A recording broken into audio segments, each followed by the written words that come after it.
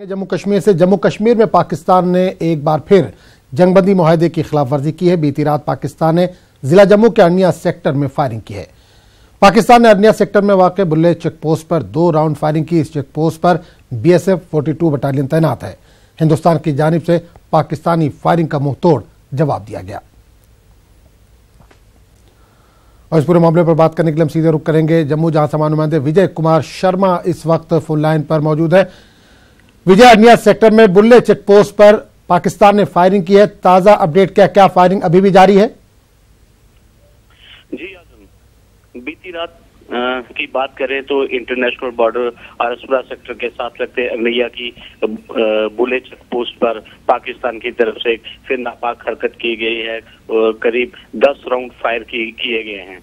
हालांकि BSF ने माकूल जवाब दिया है, जिसके बाद जो फायरिंग है वो रात को ही बंद हो गई। उसके बाद सुबह फिर करीब 4 बजे एक ब्रेस्ट फायर पाकिस्तान की तरफ से किया गया। और सूत्रों की माने तो पाकिस्तान की साइड रेंजर्स के साथ काफी जो मिलिटेंट्स ग्रुप्स हैं वो वहां पे अलर्ट हैं। वो जो इन्फिल्ट्रेशन करवाना चाहती है जो पाक रेंजर्स हैं वो इसलिए बीच बीच में इस तरह की जो फायरिंग है वो करवाते रहते हैं ताकि भारत के इस एरिया में इन्फिल्ट्रेशन करवाई जाए, ताकि जहां का जो माहौल है उसे खराब किया जाए। लेकिन BSF के अलर्ट के चलते पाकिस्तान को बार बार मुंह की खानी पड़ी है।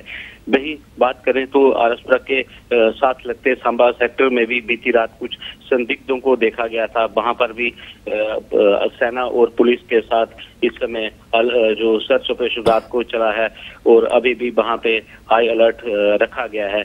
और देखने वाली बात यह है कि पिछले 24 घंटों में लगातार पाकिस्तान की तरफ से 2 बार ऐसी घटना सामने आई थी गोलीबारी की। रविवार शाम 9 बजे पाकिस्तान की हरपाल पोस्ट से पाकिस्तान रेंजरों ने भारत की SH बे पोस्ट को निशाना बनाकर जो फायर किए थे उसमें भी BSF के जवानों ने मुंहतोड़ जवाब दिया था, जिसमें किसी किस्म के कोई नुकसान की कोई सामने बात नहीं आई है।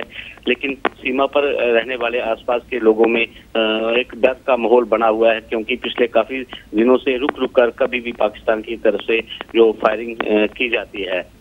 चलिए विजय कुमार शर्मा, इस तमाम जानकारी के लिए आपका बहुत बहुत शुक्रिया।